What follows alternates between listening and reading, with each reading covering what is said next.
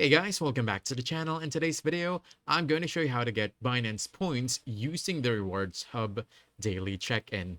Let's get started. First, you want to open the Binance app on your phone. And once you're inside the app, look at the upper left corner. You want to tap on the hamburger icon. From here, choose Rewards Hub.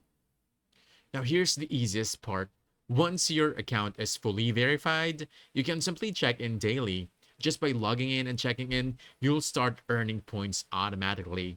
And aside from check-ins, Binance also gives you simple tasks inside the rewards tab. This includes making trades, inviting friends, or even taking fun quizzes. And each task you complete gives you even more points. And the best part is, they're added to your account instantly. So what can you do with these points? You can actually redeem them for crypto vouchers or exclusive coupons, turning your consistency into real rewards. And that's it. If you found this helpful, don't forget to hit that like button, subscribe for more quick guides, and I'll see you in the next one. Thanks!